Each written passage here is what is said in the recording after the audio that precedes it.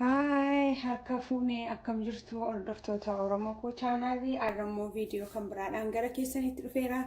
Viidiyoon koo guyyaa irraa maal ta'a akkuma inni isinitti mul'ataa jiru kana qullubbii karaa salphaadhaan akkamittiin mana koo keessatti qopheeffadhee firiijii keessa kaawwadhee yeroon ittoo hojjetadhu baasaa akkaataan itti gargaaramu isin agarsiisuun barbaade. Yeroo baay'ee yeroo hundumaa yeroo waxii hojjennu qullubbii fi jinjibila qopheeffachuurraa al tokko qopheeffannee firiijii keessa keenye yeroo yerootti baafataa achi gargaaramuun gaariidha. Amma fakkeenyaaf an akka kanatti baay'isee al tokkoon qopheeffadha. Ji'a lamas ji'a sadiis yoo ture firiijii keessa taa'aa waanta ta'eef diippii isa gararraa jechuudha isa xuruutti qabbaneessu isa keessan kaawwadha jechaadha. Tokko tokkoon achi baasaatan gargaarama akkaataan itti kaawwadhu isin agarsiisa. Maaltu na barbaachisa isa jedhamuu fi kunoo akkuma isinitti mul'atu qullubbiidha. Jinjibila wajjiniin qopheeffadha jechuudha. Loomii kan hin qopheeffadhe harka koo ittiin miiccachuuf dhumarratti jechuudha. Maaliif harka keessan qullubbii baay'ee yeroo qopheessitan harka keessan xinnoo ishee hin balleessa. Garuu irra caalaatti immoo gilaafsii yoo qabaattan hin angilaafsii kaawwadheetan qopheeffadha jechuudha. Jalqaba irratti wanta godhuun isin agarsiisa jechuudha. Amma anuma faana tura.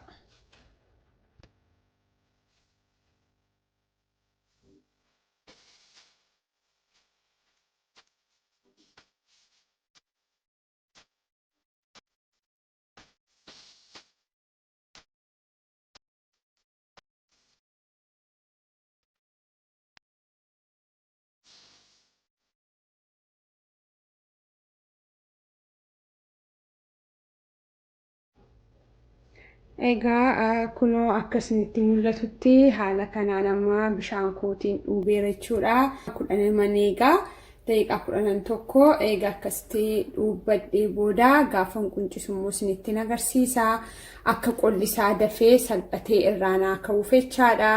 Yeroo dheeraa akkanatti furanneef akkas godha. Egaa gaafan quncisumoo deebi'een isinitti dhufa. Amma daqiiqaa 10 egaa anuma faana jira. Egaa qullubbii koo quncifataan jira garuu as bukkeetti sa'a dheeraa fudhata gatii ta'ee fi buna bareedduu kunoo dafifadhee buna koo dhugaa qullubbii koos quncisaa yeroo dheeraadha waanta ta'eef akka isin hin mukoofnee fi buna keessan dhugaa qullubbii keessan qopheeffachuun baay'ee gaariidha. Akkuma argitan immoo as biratti immoo kunoo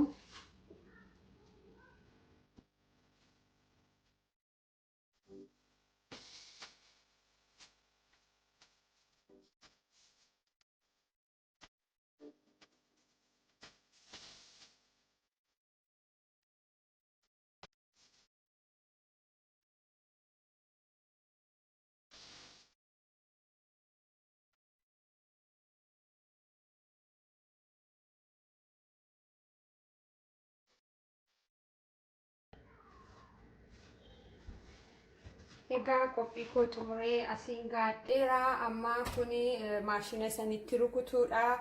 Kun jinjibila kooti, kuni qullubbii adii kooti, olive oiliin kun zayitiin na barbaachisa. Ashaboo sas biraa qaba. Kun immoo qodaan itti kaawwadhuudha jechuudha. Firiizii keessa kaa'ee warra kaan immoo firiijii isa cabbeessu keessa keessu maaliif isa baay'ee qorru keessa yeroo keessanii toora tooraan baafattu jechuudha. Kan akkasitti gagashattanii booda tokko tokkoon baafattu. Isa kana immoo noormaalii firiijii malafuma bishaan waan adda addaa keewwanne torban tokko nagaa jechuudha. Isa boodan lafa cabbaa adii lallasa ture immoo tokko tokkoon baasaa gargaarama jechuudha. Amma egaa kana qullubbii kootiitu naqadhaa. Isa dura maalan godhaa zayitii kana asitti naqadhaa jechuudha xiqqoosee akka maashiniin gara gajjallaatiin jalaa hin qabneef jechuudha. Isa booda qullubbii koo xiqqoon itti naqaa. Kana al lama yookaan al sadiin daakaa baay'eedha wanta ta'eef harki koos qulqulluudhaan miiccadheera. Akka seega gootanii booda jinjibila amma barbaaddan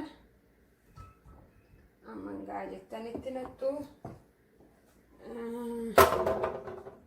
Isa booda kana maal gootu bishaan xinnoo immoo qopheeffachuu qabdu. Bishaan maaliif isin jalaa qabachuu danda'a, kanaaf bishaan xiqqoo itti cobsuu nurra jira. Anuma faana tura. Akkuma argattanii yoo isin jalaa dide bishaan xinnoo akka itti godhattanii fi bishaan qopheeffachuun gaariidha. As biratti bishaan koo qopheeffadheera. Kana manan banaa jechuudha.